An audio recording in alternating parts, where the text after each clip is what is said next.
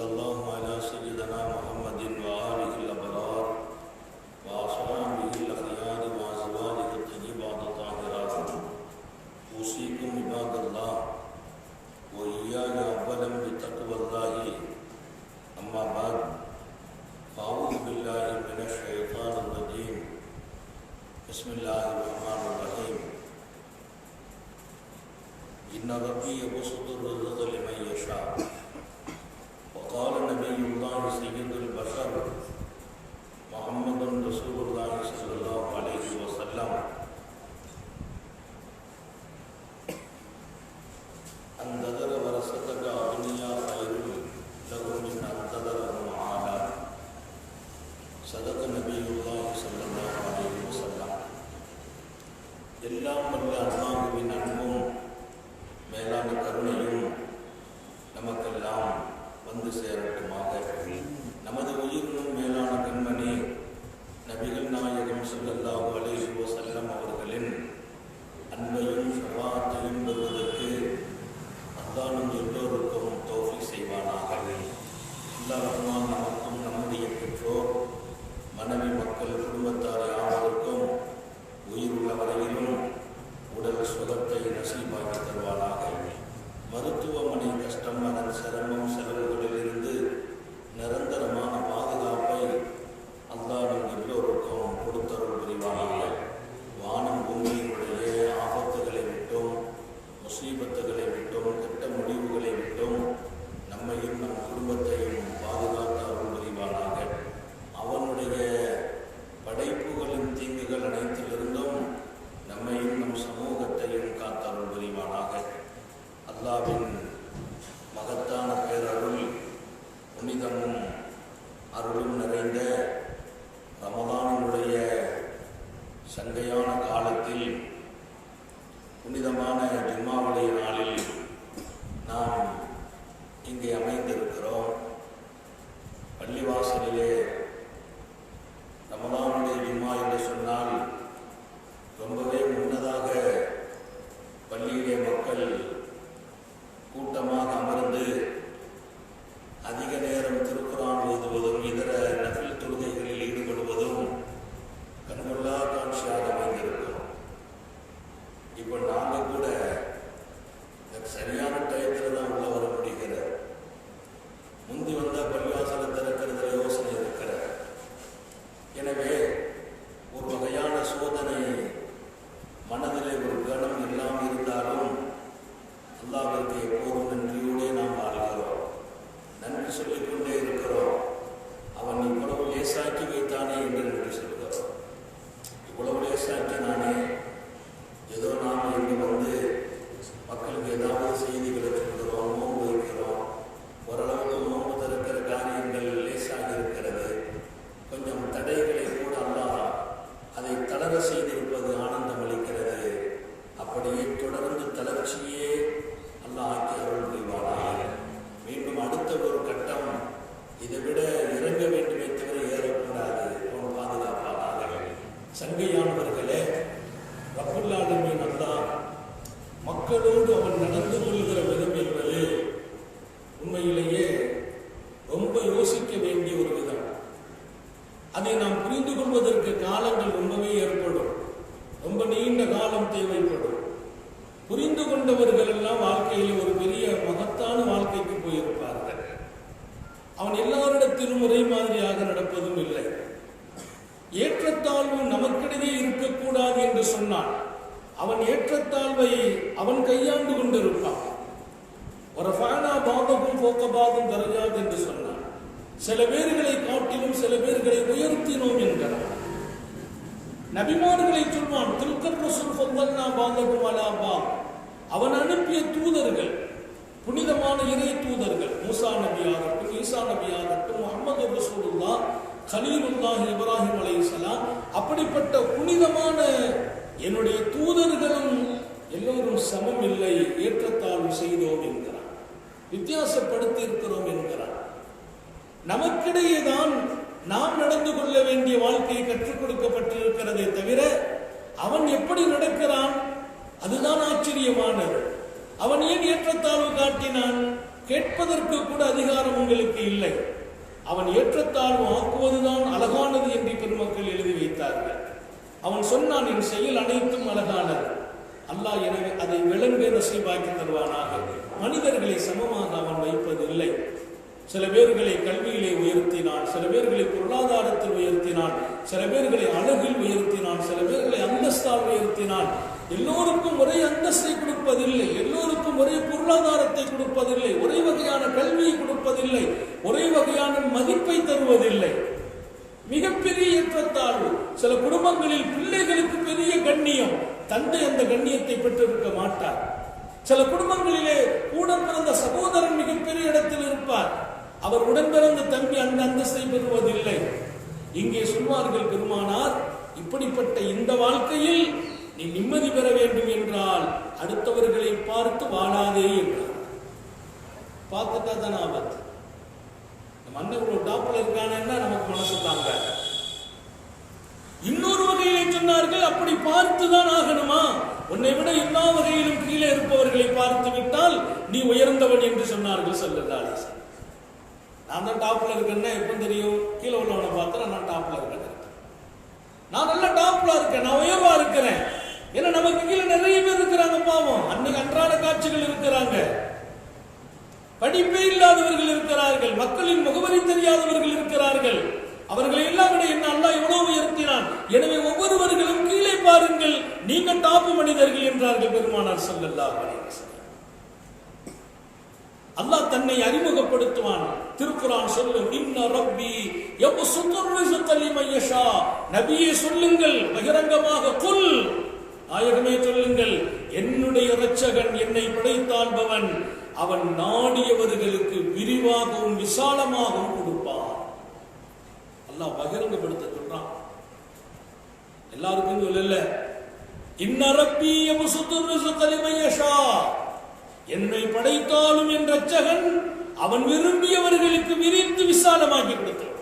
எவ்வளவு பெரியவர்களை என்னை கண்ணுனால பார்க்கிறோம், எவ்வளவு விசாலமாக. பக்கத்து வீட்டுக்காரருக்கு கஞ்சி குடிக்க கூட வழி இல்லை, அதை அடுத்திருப்பவரை மிகப்பெரிய உச்சியில் கொண்டு வாழ வைத்தார். நம்மை சுற்றி இருப்பவர்களுக்கு அன்றாட வாழ்க்கைக்கு வழி இல்லை, நமக்கு ஒரு பெரிய இடத்தை கொடுத்திருப்பான் அல்லாஹ். நீங்கள் புரிந்து கொள்ளுங்கள், என் ரப்பு அவன் விரித்து கொடுப்பான், விசாலமாக்கி கொடுப்பான், அவன் நாடியவர்களுக்கு கொடுப்பான். இங்கெல்லாம் ஒரு திறமை இல்லாமல் பேச முடியாது. அவங்க வாப்பா அவனை பெரிய அளவில் படிக்க வச்சதுனால அவன் நல்லா போயிட்டான், அதெல்லாம் ஒன்றும் இல்லை. எத்தனையோ படிக்க தெரியாதவர்களை மேலே வைத்திருக்கிறார். இங்கே திறமை பேசப்படுவதற்கு இல்லை. என்னுடைய முயற்சி தேவை என்பதை தவிர முயற்சியால் அத்தனையும் நடத்தி விட முடியாது. யாருதான் முயற்சி செய்யவில்லை. இங்கே அல்லாஹ் தெளிவாக சொன்னான், என் ரப்பே விசாலமாக்கி கொடுக்கிறான், நீ விசாலமாக்கி கொடுக்கல, நீ விசாலமாக்கவும் முடியாது. உன் பொருளாதாரத்தை நாளுக்கு நாள் நீ மேம்படுத்திக் கொள்ள உன்னால் முடியாது.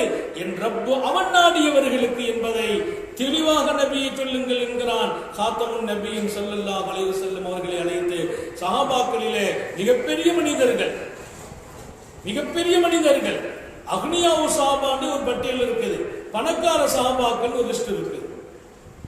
பணக்கார சஹாபாக்கள் மிகப்பெரிய அளவில் பொருளாதாரம், சும்மா கொஞ்சம் நஞ்சம்லாம் இல்லை, 1000 மில்லியன் பணம் கொண்ட சஹாபிகள் வாழ்ந்திருக்கிறார்கள். கொஞ்சம்லாம் இல்லை, மிகப்பெரிய பொருளாதாரத்தை அல்லாஹ் அவர்களுக்கு கொடுத்தான். ஆச்சரியப்பட வேண்டும். அத்தனை பெரிய பொருளாதாரத்திலே மிக உயர்வான இடத்தில் கொடுத்தான். இங்கே ஒரு விஷயத்தை தான் தெளிவுபடுத்துவார்கள், அல்லாஹ் விசாலமாக கொடுத்தானே, அப்படிப்பட்ட மக்கள் அந்த சிஃபத்துடையவர்களாக வாழ வேண்டும் என்று எழுதினார். அல்லாஹ்வுக்குள்ள சிஃபத், வாசித் என்று ஒரு சிஃபத் இருக்கு. அல்லாஹ்வுக்கு விசாலமாக்கி கொடுப்பவன் அர்த்தம். அந்த சிஃபத்துக்கு விசாலமாக இந்த உலகத்திலே பெற்றவர்கள் தகுதியாகணும். சஹாபாக்கள் அதுல முதல் தரத்தில் இருந்தாங்க. சஹாபாக்கள் முதல் தரம். ஹஜ்ரத் ரசூலுல்லாஹி ஸல்லல்லாஹு அலைஹி வஸல்லம் அல்லாஹ் ரப்பல் ஆலமீன் அத்தனை பெரிய தோழர்களை அவர்களை கொண்டு உருவாக்கினார். பெருமானார் ஸல்லல்லாஹு அலைஹி வஸல்லம் அவர்களுடைய நல்ல துஆவை பெற்றார்கள். அந்த பணத்தை விசாலமாக்கி அவர்கள் கொடுத்த போது அதனுடைய லட்சியத்தை அடைந்தாங்க. மன்ஜஹஸா பெருமானார் ஸல்லல்லாஹு கட்டத்தில் சொல்றாங்க, யைஷல் உஸ்ரா, உஸ்ராவுடைய படையை யார் தயார் செய்வதற்கு முயற்சி செய்வார்களோ, ஏற்பாடு செய்வார்களோ, தபூக், உஸ்ரான்னா தபூக் யுத்தம். தபூக் யுத்தம் ரொம்ப தூரமான பகுதியில் நடக்கும் போது நீண்ட ஏற்பாடுகள், பெரிய முயற்சிகள், நிறைய பொருளாதாரம் தேவை. இந்த படைக்கான எல்லா ஏற்பாடுகளையும் யார் செய்து கொடுக்கிறார்களோ அவர்களுக்கு சொர்க்கத்தை நான் கொடுத்துருவேன் நாங்க ஸல்லல்லாஹு அலைஹி வஸல்லம். உடனே சொன்னாங்க உஸ்மான் இப்னு அஃபான், அதற்காக நான் தயார் செய்து தருகிறேன் என்றார்கள். 1000 ஒட்டகத்தை கொடுத்தாங்க. அதற்கான ஏற்பாடுகளை, அதற்கான பொருளாதாரத்தை, அதற்கான வசதிகளை, அதற்கான என்ன செய்ய முடியுமோ அவங்களுக்கு அல்லாஹ் விசாலமாக்கி கொடுத்தான். அவங்க விசாலமா நடந்தாங்க, லட்சியம் கிடைத்தது. வலகுல் ஜன்னா, அவருக்கு சொர்க்கம் உறுதி என்றார்கள் பெருமானார் ஸல்லல்லாஹு அலைஹி வஸல்லம். அடுத்த ஒரு கட்டத்தில் சொல்றாங்க, மனிதர்களுக்கெல்லாம் தண்ணி தட்டுப்பாடான போது அந்த கிணத்தினுடைய தண்ணீர் இவங்களுக்கு ஒத்து போகிறது பீர ரூமா, அந்த ரூமா கிணறை வாங்கி கொடுத்துட்டா அவங்களுக்கு சொர்க்கம். கயிறையும் கொடுக்கணும், வாளியையும் கொடுக்கணும்னாங்க பெருமானார்.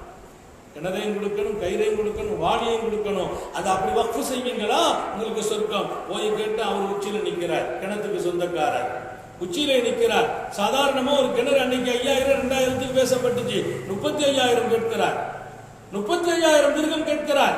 அதற்கு பெருமானார் ஸல்லல்லாஹு அலைஹி வஸல்லம் அப்படி என்ன அறிவிப்பு செய்துட்டாங்க, கொடுத்துட்டா அவங்களுக்கு சொர்க்கம் உறுதின்றாங்க. போனாங்க சையதுனா உஸ்மான் நபி இடத்துல, நாயகமே கிணத்தை எல்லாம் பேசி முடிச்சாச்சு, நாளையிலிருந்து நம்ம மக்கள் அங்க போய் சாப்பிட சொல்லுங்க, தண்ணி எடுக்க சொல்லுங்க. இந்த மதீனாவின் தண்ணி ஒத்து போகாத போது அந்த தண்ணீரை நான் வாங்கி கொடுக்கிறேன், கிணறும் வாளியும் கயிறும் முஸ்லிம்களுக்கு சொந்தம் என்றார் உஸ்மான். பெருமானார் சொன்னார்கள், உங்களுக்கு சொர்க்கம் சொந்தம், நீங்கள் புரிந்து கொள்ளுங்கள். அல்லாஹ் விரிவாக கொடுத்தான், விசாலமாக கொடுத்தான். அவர்கள் விரிவாக நடந்தார்கள், விசாலமாக நடந்தார்கள், லட்சியமான சொர்க்கத்தை அடைந்தார்கள். அந்த சிஃபத்து வரணும். அவன் நாடியவர்களுக்கு தான் கொடுக்கிறான், எல்லாத்தையும் கொடுக்கிறது இல்லை. அவன் நாடியவர்களுக்கு தான் கொடுக்கிற, உள்ளத்தையும் கொடுக்கிறான், பணத்தையும் கொடுக்கிறான், உள்ளத்தையும் கொடுக்கிறான். ஒரு சாபி துஆ செய்றாங்க, ரப்பே மனம் இல்லாமல் பணம் வருவதை விட்டு பாதுகாப்பார். என்ன மனம்? கொடுக்கும் மனம் இருக்க வேண்டும். எனக்கு கொடுக்கும் மனம் இல்லை என்றால் நீ எனக்கு பணம் கொடுப்பதிலிருந்து உன்னிடத்தில் பாதுகாப்பு தேடுகிறேன். அதை வாங்கி வச்சுக்கிட்டு எனக்கு மனசு இல்லாம நான் பெரிய சோதனைக்கு ஆளாகிடுவேன். அப்படியானால் அவன் விரிவாக விசாலமாக கொடுக்கிற மனிதர்கள் விரிவாக விசாலமாக நடக்கிறாங்க. ஒரு கட்டத்தில் அன்னை ஆயிஷா ரலியல்லாஹு தஆலா அன்ஹாவை ஹஜ்ரத் அப்துர் ரஹ்மான் இப்னு அவுஃபுடைய மகனார் வந்து சந்திச்சாங்க. சந்திச்சு சொன்னாங்க, தகப்பனார் உங்களுக்கு இந்த அன்பளிப்பை நபியுடைய மனைவிமார்களுக்கெல்லாம் கொடுக்க சொன்னாங்க அப்படின்னு கொண்டு ஒரு தொகையை கொடுக்குறாங்க. அந்த தொகையை வாங்கிட்டாங்க. இன்னொரு கட்டத்தில் அப்துர் ரஹ்மான் இப்னு அவுஃபுடைய தன்னுடைய கடைசி காலத்துல தன்னுடைய வசியத்தினுடைய மரண அறிக்கையில கொடுத்திருக்கிறாங்க, இந்த பகுதியில் ஒரு நிலம் இருக்குது, அந்த நிலத்தை அப்படியே விற்பனையாக வேண்டும். அது விற்பனையாக்கப்பட்ட பின்னால் அந்த அமௌண்ட் பூரா நபியின் மனைவிமார்களுக்கு போய் சேரணும். அந்த இடத்தை விலை பேசப்பட்டுச்சு, 40 லட்சம் திர்ஹத்துக்கு விலை போச்சு. 40 லட்சம். சொன்னார்களாம் ஆயிஷா, சகல்லாஹு அபாக மின் சல்சபீலில் ஜன்னா, சொர்க்கத்தினுடைய சல்சபீலை உன் தந்தைக்கு அல்லாஹ் குடிக்க கொடுப்பானா. சொர்க்கத்தில் ஓடுகிற அற்புதமான அந்த நீரை சொல்கிறார்கள், அந்த நீர் உன் தந்தைக்கு அல்லாஹ் குடிக்க தரட்டும் என்கிறார்கள். ஒரு கட்டத்தில் பெருமானார் ஸல்லல்லாஹு அலைஹி வஸல்லம் அப்துர் ரஹ்மான் இப்னு அவுஃப்க்கு அதே துஆவை செய்தாங்க, அல்லாஹ் அவனுக்கு சல்சபீலுல் ஜன்னாவை குடிக்க தருவான் என்கிறார்கள் பெருமானார். அதே துஆவை ஆயிஷா செய்றாங்க, நபியின் மனைவிமார்களுக்காக 40 லட்சம் திர்ஹம் கொண்ட ஒரு நிலத்தை அப்துர் ரஹ்மான் இப்னு அவுஃப் ரலியல்லாஹு அன்ஹு வசியத்தில் செய்துட்டு போறாங்க. அது விற்பனையானால் அந்த விற்பனைக்கு பின்னால் அவங்களுக்கு தான் அது போய் கிடைக்கும். இதில் வேற யாருக்கும் இதில் இடமில்லை என்கிறார்கள். அப்படி ஏராளமான மதீனாவாசிகள் கடனாளியாக இருந்தவர்களை, தேவையுடையவர்களாக இருந்தவர்களை அப்துர் ரஹ்மான் இப்னு அவுஃப் இருக்கிற வரைக்கும் அந்த தேவையுடையவங்களுடைய பிரச்சனைக்கு தீர்வு கிடைச்சிக்கிட்டே இருந்துச்சுன்னு எழுதுறாங்க. அல்லாஹ் சில பேர்களை விரிவாக வாழ வைத்தான், விசாலமாக வாழ வைத்தான். அப்படி விரிவாகவும் விசாலமாகவும் ஆக்குவது அவனுடைய சிபத்து, அது அந்த தன்மை. அந்த தன்மையில போய் யாரும் குறிப்பிட முடியாது. இதுல ஒரு கேள்வி கேட்கிறாங்க, அவன் விசாலமா யாருக்கு கொடுப்பான்? ஈமான் ஷரத்தா? ஈமானோட இருக்கணுமா? அவனை வணங்கணுமா? அவனுடைய நெருக்கம் பெறணுமா? அவனுடைய தொடர்புல தான் இருக்கணுமா என்றெல்லாம் கேள்வி எழுப்பிய பெருமக்கள் ஒரு விஷயத்தை தெளிவா சொன்னாங்க, அல்லாஹ் அந்த நிபந்தனை எதையும் வைப்பதில்லை. அவன் யாருக்கு நினைத்தாலும் விசாலமாக கொடுப்பான், அவன் இல்லை என்று வாதிப்பவர்களுக்கும் கொடுப்பான். துன்யா தானே, உலகம் தானே. அவனை வணங்குபவர்கள் என்ற நிபந்தனை இல்லை, அவனை நம்பியவர்கள் என்ற நிபந்தனை இல்லை, அவனே இல்லை கடவுளே இல்லை என்று சொல்பவர்களுக்கு பல பேர்கள் கையில் விசாலத்தை கொடுத்தான் அல்லாஹ். ஆனா விசாலமாக நடக்கிறதை அவன் அதில் தேர்ந்தெடுத்தே கொடுப்பான்கிறான். விசாலமான வாழ்க்கை எல்லாத்தையும் கொடுப்பான், அவன் நினைச்சவங்களுக்கு எல்லாம் கொடுக்கிறான். விசாலமான வாழ்க்கை கொடுத்ததுல அதுல இருந்து பொறுக்கி எடுப்பானா அவங்க விசாலமா நடக்கிற தன்மை. 100 பணக்காரங்க இருந்தாலும் 5 பேர் தான் கொடுக்கிறவங்க இருக்காங்க, அதுல பொறுக்கி எடுக்கிறான் அல்லாஹ். வருகிறார் சய்யிதுனா அலி இப்னு ஹுசைன் ரலியல்லாஹு அன்ஹு, பெருமானாருடைய வளர்ப்பு பிள்ளையினுடைய பேரப்புள்ள உசாமா ரலியல்லாஹு அன்ஹுடைய மகனார் முஹம்மது சோம் இல்லாம இருக்கிறாங்க. முஹம்மது பின் உசாமா பெருமானாருடைய பேரப்புள்ள, வளர்ப்பு பேரப்புள்ள. உசாமா நபியினுடைய வளர்ப்பு பேரப்புள்ள, பேரப்புள்ளையினுடைய புள்ள முஹம்மது ரலியல்லாஹு அன்ஹு. அவங்களை வந்து சந்திக்க வர்றது யாருன்னா இமாம் ஹுசைனுடைய மகன், ரசூலுல்லாஹ்வுடைய சொந்த பேரப்புள்ள ஹுசைன், அவங்க மகன் சையதுனா அலி இப்னு ஹுசைன் ரலியல்லாஹு. அலி இப்னு ஹுசைன் வந்து சந்திக்கிறார். யாரை சந்திக்கிறார்? உசாமா ரலியல்லாஹு தஆலாவுடைய மகனார் முஹம்மது ரலியல்லாஹு அன்ஹு அவர்களை. உடல்நலம் குறைவா இருக்கிறார், உடல்நலம் குறைவா இருக்கிறார். இவங்களை பார்த்தோன்னு அழுதார், இவங்களை பார்த்தவுடன் அழுகிறார்கள். இப்ப பாருங்க அந்த லிங்க் எப்படி இருக்கு பாருங்க. ரசூலுல்லாஹ்வுடைய வளர்ப்பு பேரப்புள்ள, இவங்க சொந்த பேரப்புள்ள, அடுத்தடுத்து அந்த தலைமுறை அப்படியே ஒத்து வருது. அவங்க 2 பேரும் நண்பர்கள் வந்து பார்க்க வர்றாங்க, அழுதாங்க, சோம் இல்லாம இருக்கிறாங்க, உடல்நல குறைவா இருக்கிறாங்க. ஏன் அழுகிறீங்கன்னு கேட்டாங்க. நீங்க எல்லாம் அழலாமா? நீங்க எங்க வளர்ந்தவங்க? எப்படிப்பட்ட மடி உங்களுக்கு இடம் தந்திருக்கிற? நீங்கள் தலை வைத்த இடம் முஹம்மது ரசூலுல்லாஹ் இல்லையா? நீங்கள் பெருமானாருடைய குடும்பத்திலிருந்து வந்தவர்கள், நபியின் வீட்டில் வளர்ந்தவர்கள், நபியின் புஜத்திலே இருந்தவர்கள் உங்கள் தந்தை. நீங்கள் அழலாமா என்று கேட்டார். அவர் சொன்னார், அழகியத்தை எனக்கு வேறு எந்த கவலையும் இல்லை, ஒரே ஒரு கவலை, நான் நிறையவே கடன் பெற்று விட்டேன் என்றார். அது என்ன விஷயம்னா அவங்க ரொம்ப பெரிய விசாலமான ஆளு, பெருமானாருடைய குடும்பத்திலே இருந்தவங்க பாருங்க, விசாலமான ஆளு. என்ன கடன் பெற்றிருக்காங்கன்னா யாராவது கேட்டாச்சுன்னா கடன் வாங்கி கொடுப்பாங்க, சொந்த செலவுக்கு இல்ல, கேட்கிறவங்களுக்கு கடன் வாங்கி கொடுக்கிறது, இன்னொருத்தருக்கு வாங்கி இவரு கொடுக்கிறது. நான் நிறைய கடன் பெற்று இருக்கிறேன், என்னுடைய உடல்நிலை குறைவாக இருப்பதால் பயப்படுகிறேன், ஒரு கடனாளியாக என் ரப்ப நான் சந்திக்கிறேன். அல்லாஹ் நம்ம எல்லாரையும் பாதுகாப்பான நபியாக சொன்னாங்க. கடனாளியாக வந்தால் அந்த ஜனாசா நான் தொலைக்கிறது இல்லைங்கிறான். ஒரு அடியானுடைய ஹக் அல்லவா அது? அது ஒரு தனி சப்ஜெக்ட். அது கடன் விஷயத்தில் ரொம்ப தெளிவா எழுதியிருக்கிறாங்க. கடன் கேட்கிற போது நிறைய பேர் ரொம்ப ரொம்ப சாஃப்ட் ஆயிடுவாங்க, ரொம்ப அவங்க அந்த பணிவை பார்க்கவே முடியாது, அந்த அளவுக்கு பணிவா கேட்பாங்க. டைம் வரும்போது ஆள் எஸ் ஆயிடுது, நிறைய பேர் மறைஞ்சிடுறது, இன்னும் சில பேர் டென்ஷன் ஆகுது, இன்னும் தரவ மாட்டாங்க. நீ உறவுகள் எல்லாம் கடன் கஷ்டப்படுறாங்கன்னு கொடுத்துட்டோம்னா திரும்ப கேட்கறதுக்கு பயமா இருக்கு, கேட்டா உறவு நிக்காது போல தெரியும். உறவுகளிலே கடன் கொடுப்பது, அவங்க கஷ்டப்படுறாங்க நம்ம கொடுத்துடலாம், ஆனா திரும்ப கேட்க முடியாது, ஏன்னா கேட்டா உறவு நிக்காது.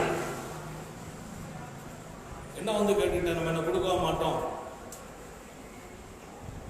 இவ்வளவுதானே நம்ம அன்பு, நம்ம அன்பு இவ்வளவுதானே, இவ்வளவுதானே உறவு, இவ்வளவுதானே சொந்தம்.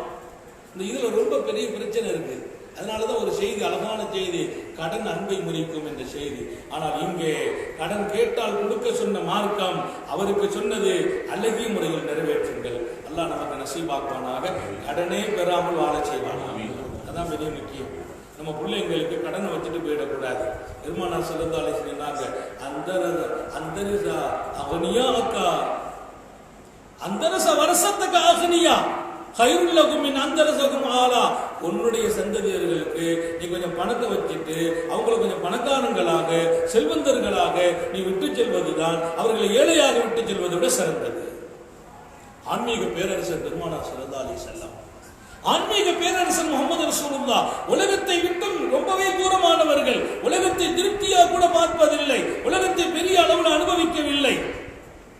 அன்னை ஆயிஷா சொல்வார்கள், பல நாள் நபியினுடைய வீட்டில் அடுப்பு எரிவதில்லை, அப்படி பசியோடு வாழ்ந்தவர்கள், கண்ட வயிற்றில் கட்டியவர்கள். ஆனால் அறிவுரையை பார்த்தால் உலகம் ரொம்பவே மூக்க உலகத்தில் கை வைத்து ஆச்சரியப்படும். உன் பிள்ளைகளை நீ பணக்காரர்களாக விட்டு செல்வதை நான் பிரியப்படுகிறேன். அவங்க வாழ்க்கை வேற, இந்த உலகத்திற்கு கொடுத்த வாழ்க்கை மகத்தான. பல விஷயங்களில் அவர்களை பின்பற்ற வாழ்க்கையை சொல்லி தந்திருக்கிறாங்க. சில விஷயம் எனக்கு மட்டும் சொந்தம் தான், அந்த வாழ்க்கையை நமக்கு எடுக்கக்கூடாது. எனக்கு மட்டும் சொந்தம் இருக்காங்க சில விஷயங்கள். அப்போ உங்க பிள்ளைங்களை நீங்க செல்வந்தர்களாக விட்டு செல்லுங்கள். அதுதான் அவர்களை ஏழைகளாக விட்டு செல்வதை விட சிறந்தது. அல்லாஹ் அப்படி ஒரு நசீபு நம்ம எல்லாருக்கும் தருவானாக. நம்மளும் செழிப்பா வாழணும், பிள்ளைங்களையும் செழிப்பா விட்டு போகணும். செழிப்பான மனசை வச்சுக்கிறோம். அல்லாஹ் உங்களுக்கு எனக்கு நசீபாக்கணும். இங்கே சையதுனா முஹம்மது இப்னு உஸாமா ரலியல்லாஹு உஸாமா ரலியல்லாஹு அருமை மகனார் அழுதார்கள். நான் ரொம்ப கடனாளியாக இருக்கிறேன், அந்த நிலையில போய் ரொம்ப சந்திக்கிறேன். அவங்க சொன்னாங்க, எவ்வளவு கடன் இருக்குதுன்னு கேட்டேன். அலி இப்னு ஹுசைன் பெருமானுடைய பேரப்பிள்ளை இமாம் ஹுசைனுடைய மகனார். அவங்க பெரிய ஸ்ரீதேவி, அவங்க சந்ததிகள் தான் கட்டணைக்கு வரைக்கும் இருக்குது. அலி இப்னு ஹுசைன் அவங்களுக்கு ஜெயினுல் ஆபிதீன்பாங்க. இன்னைக்கு வரைக்கும் மிகப்பெரிய வலியுல்லா, இறைநேசர், அல்லாஹ்வுடைய ரொம்ப தொடர்பு. நபியுடைய அடிக்கடி நபி பெருமானார கனவுல சந்திச்சு பல விஷயங்களுக்கு ஆலோசனை பெறுவாங்க. பெருமானார் ரவுதா நபின்னு பேசுவாங்க. இமாம் அலி இப்னு ஹுசைன் ரொம்ப பெரிய பாக்கியமானவங்க. எவ்வளவு கடன் கேட்டாங்க. அன்னைக்கெல்லாம் என்ன 1000 ரூபா இருந்தா 5 வருஷத்துக்கு ஓட்டலாம். 1000 ரூபாய் 1000 தங்க காசு 1000 தீனார் இருந்தா தங்க காசு ஒரு தீனாரை வச்சு ஒரு ஆடு வாங்குறதுக்கு ஒரு தீனார். சரி, எவ்வளவு இருக்கும்? ஒரு 5000 இருக்கும், 10,000 இருக்கும். உங்க கடன் எவ்வளவு நான் கொடுக்க, அதை பத்தி கவலைப்படாதீங்கன்னா. எவ்வளவு கடன் கேட்டாங்க. அவங்க சொன்னாங்களா, ஹம்சாசரத்து ஆலா பத்தினா அல்ஃப ஹம்சாசரத்து ஆலா அல்ஃப தீனார் 15 லட்சம், நான் 15 லட்சம் திர்ஹம் நான் கடன் பெற்றிருக்கிறேன். நான் அதை அப்படியே விட்டுருங்க, அதை பத்தி கவலைப்படாதீங்க, அதை நான் பார்த்துக்கிறேன். எப்படிப்பட்ட மனிதர்கள்! எங்கள் நாயகம் ஸல்லல்லாஹு அலைஹி வஸல்லத்தினுடைய மடியிலே வளர்ந்த இமாம் ஹுசைன் பெற்றெடுத்த பிள்ளை இல்லையா? முஹம்மது ரசூலுல்லாஹ்வினுடைய முத்தம் பெற்றவர் இல்லையா? பெருமானார் முத்தம் கொடுத்து வளர்த்த இமாம் ஹுசைன், கர்பலா கண்ட இமாம் ஹுசைன், பாத்திமாவின் அன்பு புதல்வர் இமாம் ஹுசைனின் அருமை மகனார் ஹஜ்ரத் ஸைனுல் ஆபிதீன் அலி இப்னு ஹுசைன் ரலியல்லாஹு அன்ஹு. அந்த கடனுக்கு நான் பொறுப்பு என்கிறார்கள். அவர் மகிழ்ச்சி ஆகிறார், ஆனந்தம் அடைகிறார், அப்படியே கையேந்தி துஆ செய்கிறார். சொன்னார்கள், இதுவெல்லாம் ஒரு பெரிய விஷயம் இல்லை, நம்முடைய நட்புக்கு இது பெரிய விஷயமான்னு கேட்டார். அல்லாஹ் அந்த மாதிரி நண்பர்கள் நமக்கு நசீபாக்குவானா? இந்த மாதிரி நேரத்தில் கடனுக்குனாலே நாளைக்கு வந்து சக்கராத்தில் பார்க்க வர மாட்டார். சோமில்லன்னு பார்க்க வந்திருக்கிறாருன்னா, அந்த மாதிரி எனக்கு 15 ரூபாய் கடன் இருக்குன்னா நாளைக்கு மையத்துக்கே வரதுக்கு யோசிப்பார். எப்படி ஒரு காலத்தில் வாழ்கிறோம். விடுங்கள், அதுவா பெரிய கவலை. அதை பற்றி நீங்கள் கவலைப்பட வேண்டாம், நான் பொறுப்பு என்கிறார்கள் இமாம் ஹுசைன் ரலியல்லாஹுவின் அன்பு புதல்வர் சையதுனா அலி ரலியல்லாஹு அன்ஹு. எனவே விசாலமாக அல்லாஹ் கொடுத்தான். இமாம் ஹுசைன் அவங்களுக்கும் அல்லாஹ் நிரப்பமாக கொடுத்திருந்தான். அவங்களுடைய மகனாருக்கும் அல்லாஹ் சிறப்பாக்கணும். பெருமானாருடைய சந்ததியர்கள் கன்ஃபியூஷா வாழ்ந்தார். இங்கதான் நான் அந்த ஹதீஸை சிந்திப்பேன். உங்கள் பிள்ளைகளை நீங்கள் செல்வந்தர்களாக விட்டு செல்வதுதான், உங்கள் பிள்ளைகளை பணக்காரர்களாக யார்த்தையும் போய் யாசிக்காதவர்களாக விட்டு செல்வதுதான், அவர்களை ஏழைகளாக விட்டு செல்வது சிறந்தது சொன்னாங்க பாருங்க ஸல்லல்லாஹு அலைஹி வஸல்லம். பெருமானாருடைய பிள்ளைங்களுடைய பட்டியலில் அவருடைய பேரப்பிள்ளைங்க பேரப்பிள்ளைகளின் சந்ததிகளை நீங்கள் பார்த்தால் அவர்கள் வாங்குகிற வாழ்க்கை வாழல, கொடுக்கிற வாழ்க்கை வாழ்க்கை.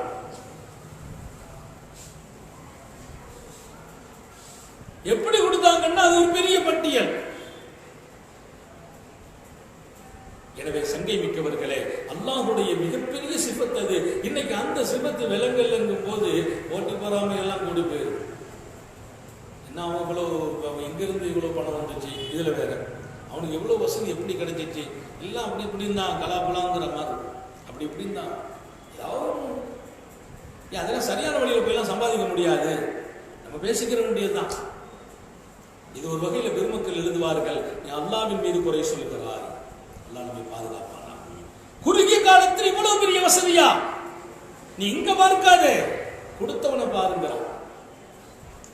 நான் சொல்ல வர செய்தி ரொம்ப முக்கியமா நீங்க கவனிச்சுக்கணும். அந்த சிபத்தை அல்லாஹ்வுக்கு இருக்குங்கிறத நம்ம விளங்கிட்டோம்னா இந்த பேச்சு இருக்காது, போட்டி இருக்காது, பொறாமை இருக்காது.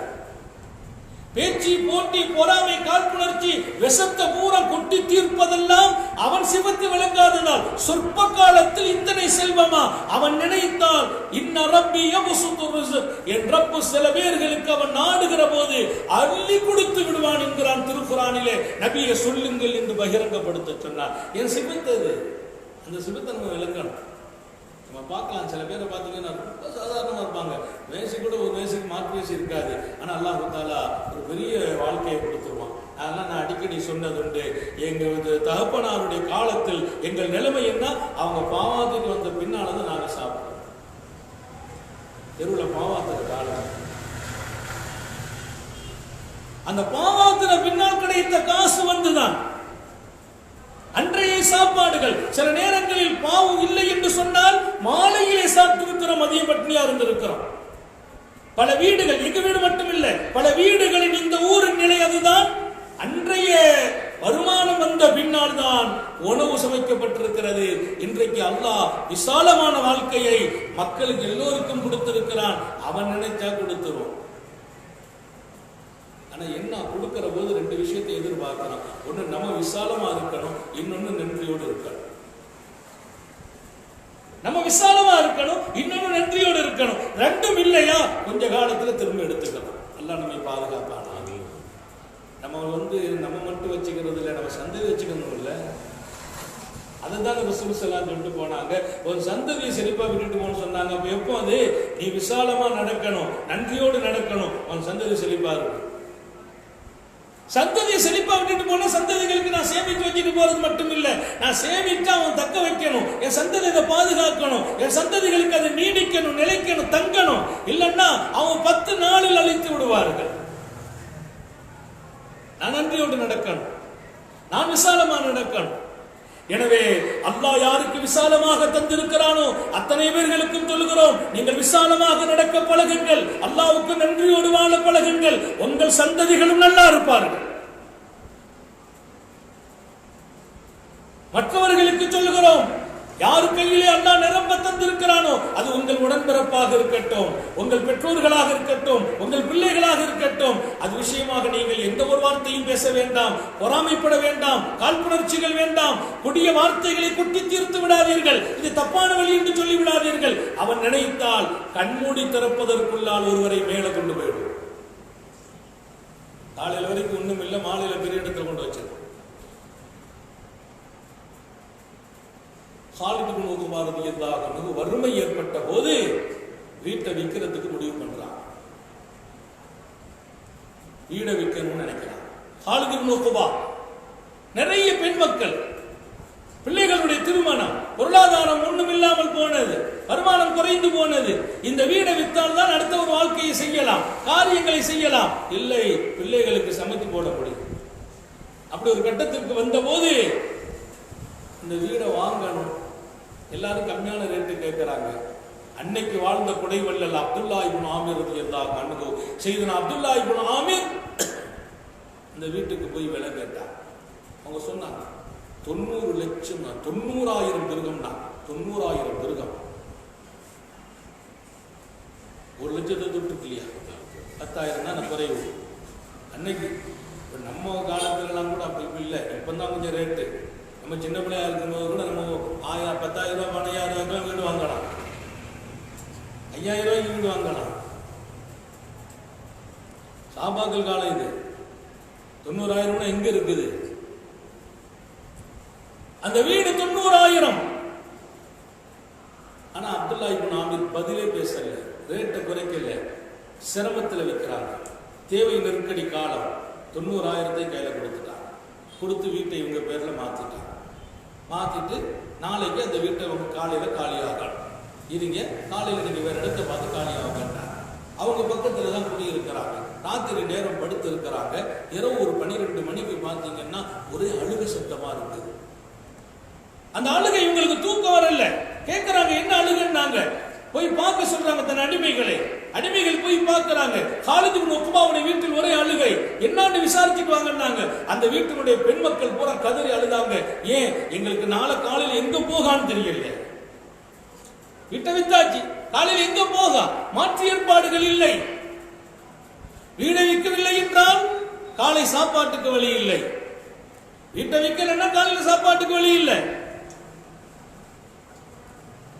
வீட்டை வித்தாச்சு, ஆனா காலையில எங்க போய் தங்கிறது, எந்த வழியும் இல்லை, நிற்கதியாக இருக்கிறோம். எனவே எங்களை தாங்க இயலவில்லை. என்னுடைய தாப்பனார் சிரமத்துக்காக வித்துட்டாங்க. என்ன அந்த பிள்ளைங்க பூரா உட்கார்ந்து அழுது கொண்டு இருக்க அந்த செய்தியை அடிமை சொன்னார். செய்தனா அப்துல்லா இப்னு ஆமிர் ரலியல்லாஹு இடத்துல ஹஜ்ரத் அப்துல்லா இப்னு ஆமிர் சொன்னார்கள், நம்ம பக்கத்தில் இருக்கிறார்கள், இவ்வளவு சிரமத்தில் இருக்கிறார்கள், இவ்வளவு நெருக்கடியில் இருக்கிறார்கள், அது நமக்கு தெரியாமல் போய்விட்டது. இப்பதான் நீங்க புரிஞ்சுக்கணும், தங்கள் சிரமத்தை கூட வெளியிலே காட்டாமல் வாழ்ந்த சீதேவிகள் நிறைய பேர் இருக்கிறாங்க. சஹாபாக்களை பற்றி சொல்றான். அவங்க ரொம்ப வறுமையில வாழ்ந்தாங்க. அவங்கள பற்றி பல பேர்கள் அவங்க பணக்காரர்கள் நினைக்கிற மாதிரி நடந்தாங்க. திருக்குரான் சொல்லு, அவர்களை தெரியாதவர்கள் அவங்க பணக்காரர்கள் வழங்குவாங்களாம். கூட இருந்தவங்களுக்கு தான் தெரியும் இவங்க பாவம் அப்பாவிகள், ஏழைகள், சாப்பிட வழி இல்லாம இருக்கிறாங்க. அவங்களுடைய ஆலாத்தை நிலைகளை புரியாதவர்கள் இவங்கெல்லாம் ஒரு பெரிய பணக்காரர்கள் என்று விளங்கும் அளவிற்கு தங்களுடைய வறுமையை, ஏழ்மையை, முடியாமையை வெளியில காட்டுறதில்லை. நிறைய அளவுல அழகான நல்ல ட்ரெஸ்ஸை போட்டுக்கிடுவாங்க. ஒரு ட்ரெஸ் இருந்தாலும் தோச்சு போட்டுக்கிடுவாங்க. கஷ்டப்படுற மாதிரி காட்டுக்கிட மாட்டாங்க.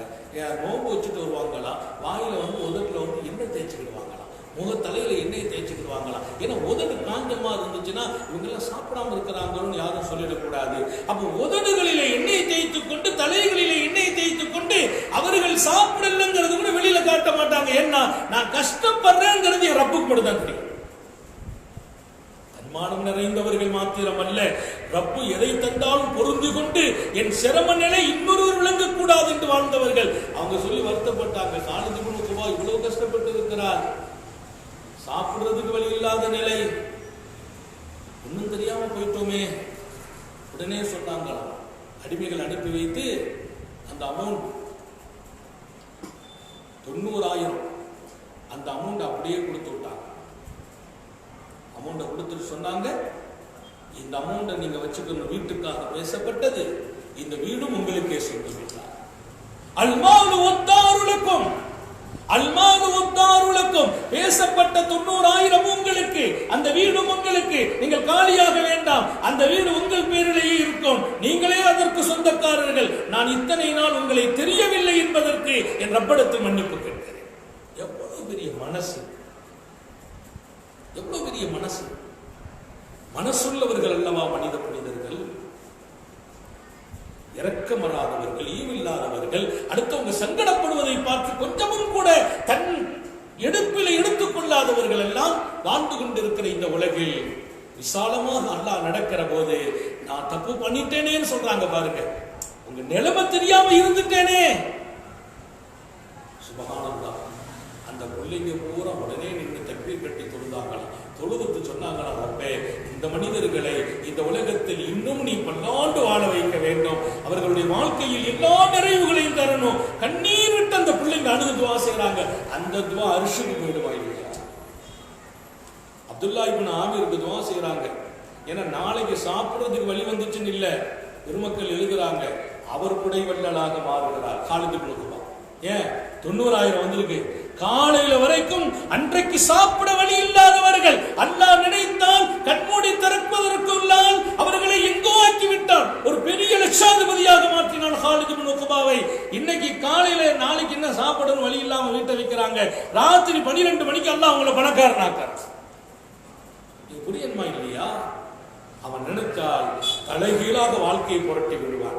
அவனை விலங்கல்ங்கிறது தான் நம்முடைய ஒரு பெரிய குறை. நமக்குள்ள உள்ள போட்டி போறாம, நான் ஏன் இப்படியே இருக்கிறேன், என் நிலைமை ஏன் முன்னேறவே இல்லை, நான் சம்பாதிச்சு முன்னேறல. அன்னைக்கு ஒருத்தரும் சொன்னார், அதில் எங்கள் பக்கத்து வீட்டு காரியங்கள் பார்த்து ரொம்ப என்கிட்டே இருக்கிறாரு. அடிக்கடி சொல்றாங்க, பக்கத்து வீட்டம்மா நானும் ஒன்னெல்லாம் ஒரே ஒரே குடும்பம் தானப்பா, நீங்கள்லாம் நல்ல நிலைக்கு வந்துட்டேலப்பா, என் பிள்ளைலாம் அப்படி இல்லையே. ஏன் இந்த இயக்கம் வேண்டியதில்லை. அவன் நினைத்தால் தலைகீழ புரட்டி விடுவான். கேட்க வேண்டியது அவனிடத்தில். கொடுக்கும் போது நன்றி அவனுக்கு நீங்கள் சொல்லுங்கள். அவன் எல்லா நிலையிலும் அவன் உயர்வானவன் என்ற பெயரோடு விரிவானவன், விசாலமாக கொடுப்போன் என்ற ஒரு பெயருக்கு சொந்தக்காரன். அந்த பெயர் அவனுக்கு இருக்கிறது. அதை கேட்டு பெறும் வாழ்க்கை நமக்கு தந்திருக்கிறான். கேட்டு பெறுகிற மக்களாக்கி வைப்பானாக. அவன் தன்மையை உணர அல்லாஹ் நமக்கு நசீவளிப்பானாக. ஆச்சரியமாக அவன் நினைத்தால் அடுத்த நிமிடத்தில் நம்முடைய வாழ்க்கையை எங்கோ ஆக்கி விடுவான். நம்ம சொல்லுவோம் இல்லையா, ராத்திரி படுத்தாங்க காலையில நிலை மாறி போயிடுச்சு, படுத்துட்டு எழுந்திருச்சா நிலையை மாத்திடுவான். அது அவனுடைய பெரிய சிவத்து. அப்படிப்பட்ட மகத்தான வாழ்க்கையை பெறுகிற வாய்ப்பை வழங்குவானாக. நம்ம சந்ததிகளும் கஷ்டப்படாம வாழ செய்வானாக. நம்ம சந்ததிகள் கியாமத் வரைக்கும் அவனுடைய விசாலமாக கொடுக்கிற அந்த வாழ்க்கையில் அல்லாஹ் இணைத்து வைப்பானாக. அதில் மிக முக்கியமாக விசாலமான உள்ளத்தையும் கொடுப்பானாக. எப்போது நன்றியோடு வாழ செய்வானாக. சில பேர் சொல்லுவாங்க, அவனுக்கு பணம் வந்துட்டா கண்ணுக்கு தெரியாதுப்பாங்க. அந்த வாழ்க்கை வாழக்கூடாது. அப்போதும் அவனுக்கு முன்னால் அடிமையாக வாழ வேண்டும். அந்த வாழ்க்கையை அவன் தேர்ந்தெடுக்க செய்வானாக. சோதனைகளில் இருந்து பாதுகாப்பானாக. நெருக்கடிகளில் இருந்து பாதுகாப்பானாக. கெட்ட மரணங்களில் இருந்து பாதுகாப்பானாக. ஹயாத் வரையிலும் படுக்கையில் விழுந்து விடாமல், யாருக்கும் சுமையாகி விடாமல் அல்லாஹ் நம்மையும் நமது குடும்பத்தையும் பாதுகாப்பானாக. இந்த நாட்டு மக்களை, உலகத்து மக்களை அல்லாஹ் கொரோனா வைரஸினுடைய பாதிப்பில் இருந்து, தாக்குதலில் இருந்து மிக விரைவாக குணமாக்கி அல்லாஹ் உலகத்தை அமைதிப்படுத்தி வைப்பானாக. இந்த சோதனை பரவுவதை தடுப்பானாக. குறிப்பாக எல்லா பகுதியும் தடுப்பதோடு நம்முடைய பகுதியையும் அல்லாஹ் நிரந்தரமாக தடுத்து வைப்பானாக. இப்போ நம்ம தடுத்து வைக்கிறத எந்த தடுப்பும் நீங்க கேட்டுக்கணும். திடீர்னு புதுசா எடுத்து தடுக்கிறாங்க. இந்த தெரு தடுத்து, ஒவ்வொரு தெருவையும் தடுக்கும்போது பயமா இருக்குது. என்ன, அங்க ஒருத்தருக்கு வந்துட்டுனா அல்லாஹ் நம்ம எல்லாரையும் பாதுகாக்கணும். இப்ப அந்த ஒருத்தருக்காக ஒரு தெரு தடுக்கப்படுது. அது அரசுடைய கட்டளை, அதுக்கு நம்ம கட்டுப்பட்டுக்கிறோம். ஆனால் அத்தனை மக்களும் அந்த மக்கள் மீது ஒரு பார்வைப்படுது. உன்னால நாங்க தடுக்கப்பட்டுட்டோமே. அந்த மாதிரியான ஒரு பெரிய சோதனை விட ஒரு பெரிய சோதனை இல்லை. அல்லாஹ் இந்த சோதனை நம்மிலோ, நமது குடும்பத்திலோ, நமது பகுதியிலோ எங்கும் பரவாமல் தடுத்து நிறுத்துவானாக. நீண்ட நெடிய நாட்கள் நோய் நொடிகள் இல்லாமல் உடல் ஆரோக்கியத்தோடு மனநிறைவோடு இன்பத்தோடு அல்லாஹ்வை நின்று வணங்கி வழிபட்டு வாழும் நசீபையும் பாக்கியத்தையும் எல்லாம் அல்லாஹ் உங்களுக்கும் எனக்கும், நம்மை ஈன்றெடுத்த தாய் தந்தையர்களுக்கும், நமது மனைவி மக்கள், உற்றார் உறவினர் யாவருக்கும் கொடுத்தருள் புரிவானாக. நமது உயிரினும் மேலான கண்மணி சர்க்காரி ஆலம் சுந்தர நபிகள் ஸல்லல்லாஹு அலைஹி வஸல்லம் அவர்களை கனவிலும் நனவிலும் கண்டுகளிக்கும் பெரும் பாக்கியத்தை அல்லாஹ் நம் யாவருக்கும் கொடுத்தருள் புரிவானாக என்ற நல்ல துஆக்களோடு உங்கள் எல்லோருடைய துஆவையும் ஆதரவு வைத்து என் வார்த்தைகளை நிறைவேற்றுகிறேன்.